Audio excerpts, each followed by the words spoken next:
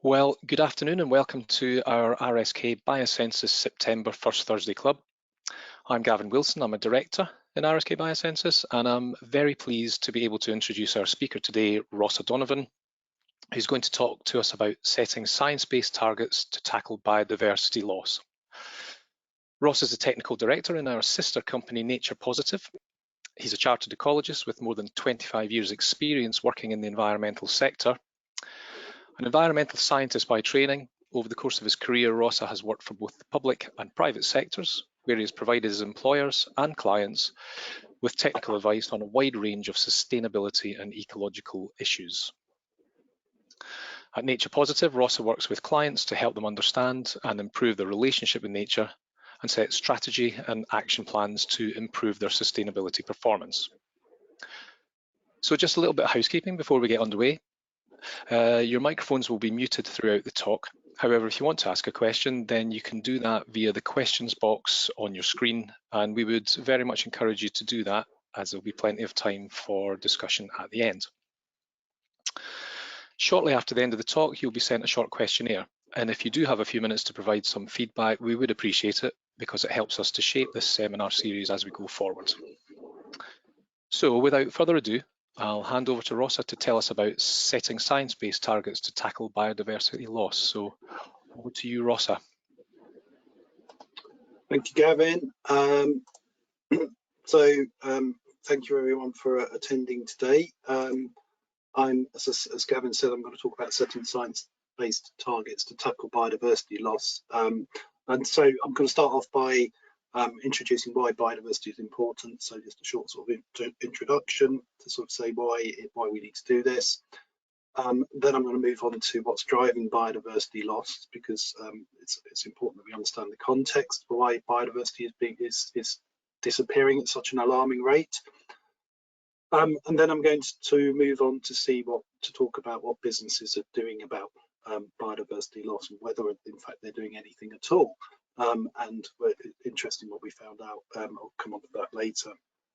And then I'm going to move on to talk about what action businesses can take, and I'll introduce the science-based targets for nature, target setting model, and also the task force on nature-related financial disclosures framework.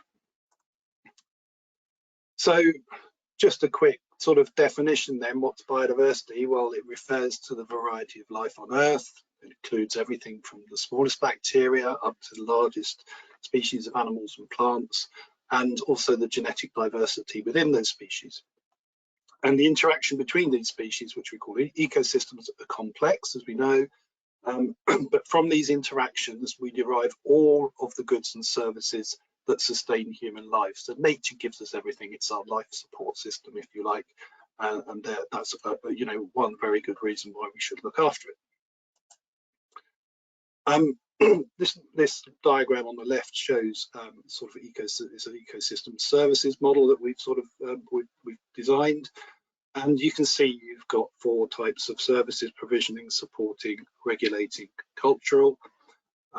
The provisioning services, so they give us things like our food, the minerals that we build our houses with, fibers that we wear for our clothing, timber for building and fuel, and other fuels as well. And then there's the supporting services, so nature that nature gives us, so things like nutrient cycling, soil formation. They bring us genetic diversity, primary production, so through photosynthesis, if you like, so that grow the plants, which then the rest of the food chain relies upon, and also habitat formation as well, so the very diverse array of different habitat types that you get across the world. But they also, nature also gives us some regulating services, so it gives us climate regulation. We're all sort of aware, I'm sure, of the fact that trees sequester carbon dioxide and can help sort of tackle climate change if we plant more of them. But they also do things like regulate floods, so good, healthy, natural habitats are very good at sort of soaking up flood water and preventing it from sort of flooding more urbanized areas. And the whole idea of nature-based solutions is sort of trying to sort of use nature to actually sort of stop things like flooding and also erosion, but also water purification. And most of the countries in drought at the moment, And so nature gives us our water supply, it also purifies it. And it takes all of the pollutants and the waste products that we produce as a society, and it cleans them up for us, and returns them back to us in a sort of a good state. So obviously, it's really, really important service that provides there, and of course also there's pollination, and without pollination, then we'd have a vastly impoverished plant fauna, flora. And then the final one, cultural services, and I'm sure we're all aware of during lockdown how important the natural world was. Being able to get outside, it was good for our mental well-being, good from a recreational point of view, and sort of from a spiritual and education point of view as well. And recently, people have started to think about the value of nature. Previously, nature hasn't really been included in any sort of economic models. It's always been external to it. But the World Economic Forum has started looking at the value of nature to society. How much does it contribute to our economy? And they found that over half of global GDP is either highly or moderately dependent on nature. So that's $44 trillion a year. And that's a staggering number in my mind. But when you think about it, everything we do, we pretty much rely on nature for every sort of thing we eat, every product we use, the houses we live in, the way that we move around the planet and so on. You can link it all the way back to nature. So it's important that we actually obviously look after nature for a sustainable future. And also they found that failure to act on climate change could also shrink global GDP by about 16%. So here we have, so both nature's important, climate change is important. I'm sure I'm not sort of telling anyone anything new there, but just to make that point that we are looking at both nature and climate together here. So this graph is quite interesting. It looks at the changing distribution of the world's land mammals over the past sort of 100,000 years. And over here you can see 100,000 years ago that wild land mammals, so it is only land mammals, it excludes everything else, was about 20 million tons of carbon. And then there was the Quaternary megafauna extinction, where more than 178 species of the world's largest mammals were wiped out. And this is thought to be due to humans hunting and clearing habitats and so on as the primary driver for those extinctions. And then about 10,000 years ago, you have that number of, or that biomass of wild mammals has dwindled to 15 million. And with a human population of 5 million. Move forward about 10,000 to 12,000 years, 1900, you can see that the biomass of wild land mammals has dwindled even further, down to 10 million. And then by this time, we've started to build up the livestock mammal biomass. So we've started farming, 35 million tons of carbon within the sort of livestock biomass. And human population's moved up to 1.7 billion and represents about 13 million tons of carbon. And then move forward again, only 115 years, and you can see that massive drop. You've now got sort of 3 million tons of carbon within our wildland mammals biomass. You can see that livestock has increased dramatically, so it's more than 100 million tons of carbon within livestock. That doesn't include poultry. And then our human population obviously has grown to 7.4 billion and represents sort of 35% of mammal biomass. And if you look at that sort of last column, human biomass is about 20 times that of wild animals. Bovine biomass is about the same. The biomass of all livestock is about 30 times that of wild animals. And as I said, this doesn't include poultry, which is more than 2 times the biomass of wild birds. And so all of this livestock, is relying on the ecosystem services, the carrying capacity of the planet to actually survive, as well as our wild land mammals. And so, the future is looking fairly bleak for them at the moment. And over time, you can see there's been an 85% decline in wild terrestrial mammal biomass since the rise of humans. So, it's a very strong indicator there as to sort of the way that we've changed the world dramatically. So what are the main drivers of this the world species extinction? Well, overexploitation, so hunting, fishing, logging, by far the biggest driver. And you can see there, 6,241 of the 8,668 species at risk were threatened by overexploitation. So that's 72% of assessed species. And on the whole, you've got 40% of the world's amphibians, 25% of mammals, and 13% of birds are threatened with extinction. Next on the list comes agriculture, and then urban development. And you can see, I'm not going to go through all of these, but you can see climate change is significant down here, but it's not as significant as overexploitation and agriculture and urban development. These are the three biggest threats, by far. So what is business doing about biodiversity? Well, last year, Nature Positive carried out an analysis of the FTSE 100 companies. We looked at their annual reports and went through them with a fine-tooth comb to try and find out what they were doing about biodiversity. The results are interesting. You can see on the right-hand side there, that's sort of lifted from the report. This diagram shows that, while 64% of them did actually mention biodiversity either directly in passing or through indirect comments, if you look at that again, more than half of them made no mention of biodiversity or only mentioned it in passing or indirectly. So that suggests that more than half of the FTSE 100 companies don't really understand their relationship with nature. If they're only just mentioning it in passing or just mentioning through indirect comments, then they're not really seriously thinking about what their business's relationship with nature is and how they rely on it and how their business model relies on nature in order to make them profitable. And again, further bits of analysis there showed that only a quarter of the FTSE 100 companies are in the process of some sort of audit of biodiversity, and only 3 out of those hundreds have attempted to consider this across their entire value chain.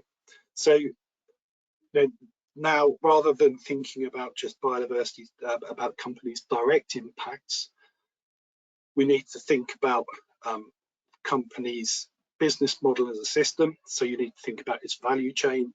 You need to think about the products, goods, services, or whatever that it relies upon to make money, and where those products come from, where those raw materials come from. And as with many companies in the world, they rely on a global value chain. So therefore, some of the raw materials that are being used may be coming from some very biodiverse areas. So for example, copper mines in Costa Rica, everyone has copper in the cables in their computers. So even if you're renting an office in the middle of London, you're still having an impact on biodiversity through your value chain. And what we found was that the sectors that have the potential to do more are the consumer discretionary, so that's luxury goods, if you like, industrial companies, and then the financial sector. And it's surprising that 95% had no evidence of auditing their biodiversity impacts. And this is changing, I must say, but this was our sort of snapshot of the FTSE 100 this time last year. So what can businesses do about biodiversity loss, and how can they sort of play their part then?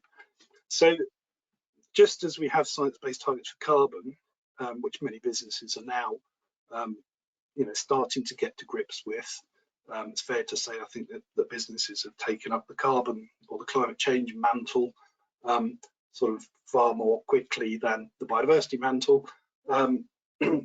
you can now get science-based targets for nature, so businesses can start to look at their operations, and they're built on an understanding of nature-related risks facing business. And just like science-based targets for carbon, they consider impacts from a company's direct operations and those from the indirect ones in their value chain. So that's a sort of upstream supply chain and downstream sort of distribution chain.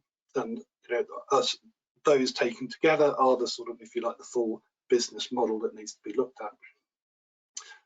Science-based targets don't just look at the business model as a system as well.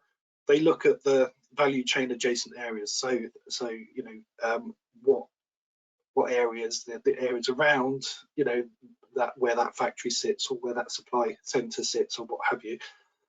But also they consider the systems that the business operates in. So there'll be financial, there'll be industry practices and standards and things like that, and also corporate influence, which needs to be taken into account.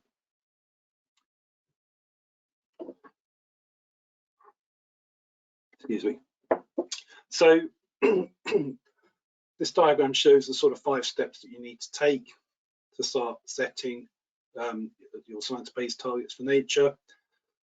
And you know, it's very similar to the science-based targets for carbon, and deliberately so. And I think this is all in order to so that the science-based targets for carbon and science-based targets for nature can actually sort of match up together and sit side by side, be directly comparable.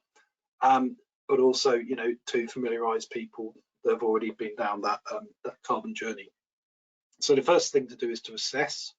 So you'd start to map your value chain, and you'd also conduct a materiality assessment to find out which biodiversity issues are actually most material to your business model. And mapping your value chain is no easy job. Quite often, companies will be fully aware of their tier 1 suppliers, but they won't know who their tier 2 suppliers are, or even their tier 3 suppliers. And so that is in itself is quite a big undertaking to actually map the value chain. If you think of something like a pharmaceutical company, which could be, you know, drawing upon materials from all across the globe, and be a global giant in itself, you know, you can imagine how complex and difficult a job that is to do. But you can do it at a high level, and, you know, start to set interim targets, and then, you know, as you move forward, start to drill down into that value chain to actually sort of gain more depth, detail and granularity, if you like. The next step is to interpret and prioritize. So you need to look at the places where within your value chain. So if you've got a production facility in Costa Rica, for example, you know, where is that located? You know, what's the land around it like? Is it near a protected area? What are the processes going on at that, you know, at that facility? How are they impacting the surrounding ecosystem, if you like, and what can you do about it? And so, you know, once you map your value chain, you can then prioritize those, you know, really important areas that are having the biggest impact on nature, and they'll also identify the spheres of influence in which you can operate. So it may not be easy for you to directly go to a supplier in, you know, in Brazil or something like that, because there's several steps through the supply chain, you know, that they're separated from you by. So you need to sort of work out, you know, how do you then change it, that you'd start doing it through industry standards or, you know, supplier questionnaires and sort of working with your suppliers and your supply chain in order to sort of make things change. Then you need to measure a baseline and develop a monitoring plan and set targets. And this is obviously, you know, the science-based targets come in, you set your targets, and then it's good practice to disclose that baseline and those targets, to be completely transparent, and, you know, so that everybody can see that you're, you know, diligently working away to actually sort of try and improve your impact on nature. And then the 4th step is to act. So this is sometimes called the ARC3 model. So the first thing you should do is avoid. So you should try to avoid damage wherever possible. Where you can't avoid damage, you should try to reduce the damage you are doing. Then you should try to restore and regenerate habitats. So if you have damaged them, you need to then restore them or regenerate them completely. And then you need to think about transforming. So what transformative actions can you take to actually improve the ecosystem or the area that those facilities are in? And then the fifth step is to track. So it's to track your progress. So to monitor, to report, and to verify. And you may want to get those targets verified, such as through the Science Based Targets Institute, or you may want an external company such as Nature Positive to come in and verify them for you. So what does Science-Based Targets for Nature look like then? Well, they're not as simple as the carbon science-based targets. Obviously, science-based for carbon, you can actually distill everything down to tons of carbon dioxide equivalent. Nature doesn't work like that. It's a lot more complex. So you need to have different targets for different sort of realms, if you like. And this is only a subset. The list is actually much longer, but I couldn't put it all on the slide. So you might have to have targets for land use change. So for example, you might have a target for zero deforestation from 2020 and zero conversion of natural habitats in the value chain by 2030. So, or you might have a target of no net loss of non-forest natural habitats from a certain date or what have you.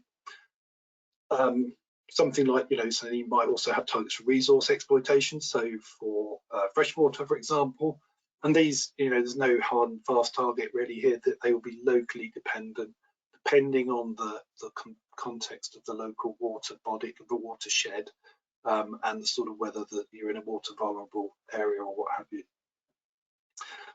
The next two there, you can see a climate change. So again, this links directly back to the science-based targets for carbon, where you will have targets to reduce your value chain greenhouse gas emissions, so your scope 3 emissions, as well as having targets to reduce your scope 1 and 2 emissions.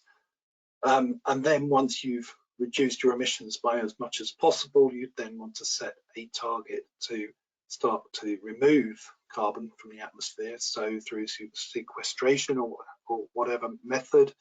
And this is obviously where carbon and nature fit very well together, because if you've got targets for climate change in your as well as science-based target for nature, you can then actually start to bring the carbon and biodiversity together, find cost efficiencies in doing so, and come up with sort of combined strategies in order to tackle them.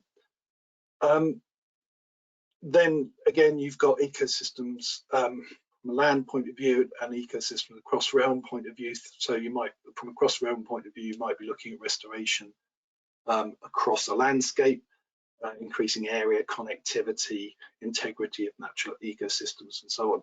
And you'll see there that you've got in that sort of middle column, it says ambition guidance coming soon, and this sort of like demonstrates quite nicely how up to date this is, if you like, in that it's still, some of the guidance is still being written, but it's at a very advanced stage. There's lots of companies can do to actually start using it. So once you've set your science-based targets, then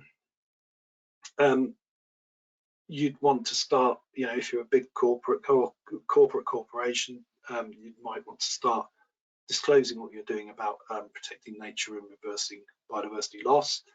So you could use the Task Force on Nature-Related Financial Disclosures framework in order to do this. And this has been designed to fit with the science-based targets for nature. It uses the same sort of frameworks, the same tools, if you like, to actually sort of start to and pull everything together. So the science-based targets for nature bit is setting it, and this is all about disclosing it and being held to account, if you like, by your shareholders. And indeed, it's designed for investors and financial institutions. More and more investors are asking difficult questions of companies about what they're doing about biodiversity. They're already doing it for carbon, they have been for several years, but now they're starting to wake up the fact that actually, biodiversity loss isn't a good thing for business. It's not a good thing, it's not a good corporate image, and we don't really want to invest in companies that trash the planet. And so TNFD has been designed for them. Also analysts, regulators, stock exchanges, and so on, all those sort of list of things down there. And the whole point of TNFD is to shift the global flow of money, so away from sort of nature damaging activities into sort of nature positive activities. So, so for example, the whole transition from sort of gas and oil to sort of renewables, TCFD has enabled that financial flow to go switch from gas and oil over to renewables. And many companies now and investors, like I say, banks, etc., are taking this seriously. So just a sort of quick look at the governance model is quite simple. So firstly, there needs to be good governance. So that governance needs to be, at appropriate places in the organisation, but certainly, feeding up to board level or senior management team level, so that they can understand the risks, dependencies, and opportunities that nature poses to their business. In terms of a strategy, the strategy for nature needs to be integrated into their business strategies and their financial planning. There's no point having a separate biodiversity strategy. It needs to become integrated into that economic model that the business runs on, so that everything can pull together to actually sort of not only increase profitability for the business, but also reduce damage on nature. From a risk management point of view, most companies are really good at doing risk management, but mainly for things like health and safety. But that risk management model needs to be expanded to think about nature as well. So what is this business operation or activity doing with regards to nature? What are the risks from a natural point of view? And then obviously you need metrics and targets, and the metrics need to be appropriate. You need to have clear targets, and you need to track them and measure them, and go through that cycle again. So this is just this diagram just sort of shows the steps, and it's called the LEAP model. And again, this is sort of like it's still in development, but this is sort of what's been set out, and I think the next iteration of Task Force and nature-related financial disclosures guidance will sort of update this as they work on it. And I think there's a scoping stage before this, if you like, that I've seen recently. So 4 steps here: locate your interface with nature. So work out where the direct assets and operations, in our related value chain activities.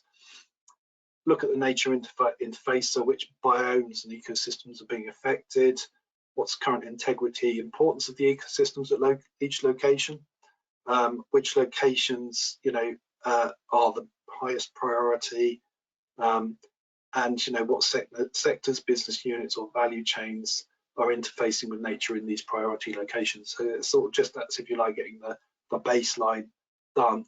Then you work on to evaluate. You need to start looking at your business processes and activities at each priority location. You need to work out what the nature-related dependencies and impacts are across the business at each priority location. You need to look at the size and scale of the dependencies on nature, and then the size of the scale of nature impacts in each priority location. Then you go on to assess. So you need to look at what the corresponding risks for your organisation are, what existing risk mitigation management measures are in place, and what additional risk management measures that you might need. Which ones are material and should be disclosed under the TNFD. So not all risks are material from a business point of view or from nature point of view. And what nature-related opportunities does the assessment present for the business? So there could be opportunity to do good, opportunity, such as restoration of a habitat, opportunity to do better by not, for example, not destroying or degrading habitat. Then you need to prepare to respond and report. So you need to think about, when you're writing that TNFD report, you need to think about what strategy and resource allocation decisions need to be made as a result of that analysis. So do you need to change the way that you do things? Do you need to update your strategy? Do you need to integrate your strategies, as I talked earlier on about? And then how will you set targets and define and measure progress? So going back to your metrics and your science-based targets, you know, these shows that these two things work together quite well. And then you need to disclose. So, you know, any responsible company should be disclosing their through the TNFD framework, and, you know, follow the recommendations. And then, you know, the final, where and how do we present our nature-related disclosures? Well, we've already seen that TCFD disclosures are appearing in company reports, and, you know, I hope to see that TNFD disclosures will be appearing in them as well, alongside the TCFD disclosures. And then the last comment there I think I've got to make is that you need to review and repeat. So this isn't a one-off exercise. You need to basically think about, you know, how often you need to do. Certainly, if you're making your disclosures, you need to disclose every year, but you may not re-baseline or whatever every year. You might do that every few years or every 5 years or something like that, or when there's been a major change in the growth of the company. So I'm going to leave it there, and thank you very much for listening, and I'm happy to take any questions.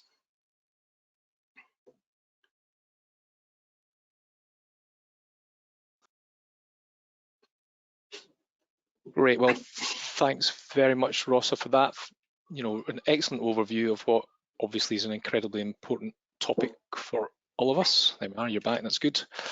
We do have a couple of questions and we've got a little bit of time, so we'll tackle some of them now. So first one up here then is a question saying, can companies set science-based targets for nature now? Can they crack on? So yes, they can.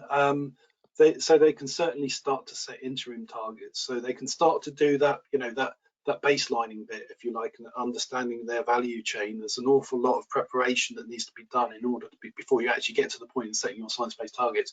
And the science-based target, the final version of the guidance comes out early 2023, but the versions that are there at the moment are you know, very advanced. And they have you know, good protocols, good tools, and things that you can use to actually start measuring your baseline.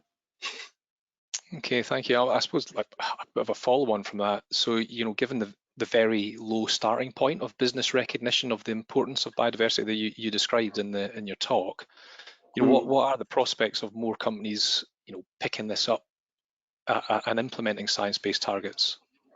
You know, well, I mean, I think it's inevitable that they're going to have to do it. I mean, I think if you look at the science-based targets for carbon, it was very helpful that the government set its own science-based targets, or its own net zero targets for 2050 in the UK, and similar governments across the world have done the same. So legislation will obviously help, but I think there will be responsible companies that will start to do it, because investors are now saying, well, you know, what are you doing with regards to nature? How is your business impacting nature? Have you started looking at it? And more, you know, they won't be investing in the companies that are trashing the planet, because they realise that there's such a groundswell of opinion against the companies that do, that they won't want to invest in them. Yep. Yeah, okay, so that actually answers another question really that just popped in. What external pressures are driving the uptake of the initiative? Is it all ethical investment, or is there legislation coming which will mandate it? So very similar. So I mean, it's interesting, yeah. I mean, from a TNFD point of view, it's not law at the moment. You know, it's voluntary. We're hoping it will become mandatory. We've got COP15 coming up. It's already been endorsed by the G7 finance ministers and the G20 Sustainable Finance Roadmap. It's been recognised by G7, G20 Environment and Climate Ministers, and it's been endorsed by individuals such as Mark Carney, who used to be the head of Bank of England, governor of the Bank of England, and Emmanuel Macron and Boris Johnson even. There you go. And again, it is slightly related to that. So can companies start using TNFD now as well? So yes, there's nothing to stop a company starting to talk about what it's doing about nature, you know, and to structure its its annual reports in a very different way. So you know, the framework and the model is there, and the tools are there to be able to start to look at your footprint, and that's the beginning of the sort of science-based targets for nature exercise anyway, if you like. You need to understand your value chain. So you know, companies could start saying, right, okay, we understand we don't have to do this now, but we are you know, we care about the planet, we want to do something about it, therefore we've started looking at our value chain impacts, dependencies, etc., and opportunities, you know. And you know, that's not a quick piece of work to do, because in some companies, as I sort of said, you know, referred to pharmaceutical companies, for example, must have hugely you know, complex global value chains that, you know, they won't have the first clue about, you know, who their tier 2 and 3 suppliers are. And certainly the work we've been doing with companies so far to look at their sort of value chains, you know, it's quite apparent that they know who their tier 1 suppliers are, because they've got a, you know, financial account with them, but then they don't know who their tier 2 and tier 3 suppliers are. So there's a lot of detective work that's required in order to do that, you know, and so that would be the first step that any business would need to take anyway. Okay, thank you. And again, this next question does relate to that a little bit. So are there financial incentives there to support companies starting on this journey? With carbon accounting now becoming a familiar feature, will biodiversity accounting happen? And if so, would that be a good thing? Will biodiversity accounting happen? I don't know the answer to that. Certainly, you know, there's a growing offset market, I suppose, for biodiversity, which is obviously, you know, is linked to the carbon offsetting market in a way. There's no financial incentives, certainly not government ones that I'm aware of. But you know, as with most things, sustainability, the less damage you do, the more, you know, sustainable you become, the more efficient your company tends to be. And there's lots of work out there that shows that, you know, sustainable companies actually, it's good for the bottom line. So, you know, biodiversity is no different in that respect. Yep. Yep. Okay, great, thank you. Okay, one here saying, are TNFD and setting science-based targets for nature designed to be done together, i.e. should you be doing both, or is one or the other enough? So I would say they've been designed to be done together. So if you, I was at a TNFD seminar the other day, and they were pulling out the science-based targets, you know, diagrams, and sort of showing those as well. And if you look at the two, you know, they have the same model basically. It's the same process for TNFD and the science-based targets. You still need to do that. To do TNFD properly, you need to know what your biodiversity footprint is. So, you know, a global biodiversity footprint. You need to know where your priority locations are. You need to, you know, set targets and so on, so that you can then report through TNFD. I mean, I think there will be companies who will begin to use TNFD before setting their science-based targets for nature. But you know, as for how meaningful those TNFD disclosures will be, is, you know, going to be much poorer without the science-based targets. Absolutely. Okay, thank you. So I have one here. First of all, saying thank you for an interesting presentation, and then could you tell us a bit, as a sort of practical question really, could you tell us a bit more about how a business would audit its biodiversity impacts? So, I mean, I think the secret is in, obviously, first of all, you need to understand your value chain, as I've sort of alluded to. So, you know, and as I say, that's no easy task. So that'll be a difficult thing in its own right. Then you need to understand the priority locations. So you need to map that value chain against areas of high biodiversity, so that you understand, you know, where in the world are they, you know, in a highly biodiverse area such as a rainforest or what have you. So that will sort of help you identify your priority location. Then you need to understand what's going on at those locations. You know, what sort of, where are the raw materials coming from for that sort of manufacturing plant, for example? where's the water going to? What sort of state is the water in? So you need to sort of think about the sort of like you know, pathways in and out of that location to understand what impact it's having on nature, and that, you know, that at the sort of very basic scale is what you can do. There's lots of tools and that you can use to look at things from a more global level as well. So, you know, there's tools for materiality assessment. There's tools for supply chain modeling. So there's one called XCO Base that you can use, which basically has done a lot of the work for you in terms of understanding, you know, global flows of materials around the world. And it's quite fascinating to actually sort of see the, you know, how much copper actually comes from sort of South America, and how China is a net exporter of goods and so on, and you know, you can sort of see all these things. So that sort of, you have to build up that picture then, I think, in order to understand.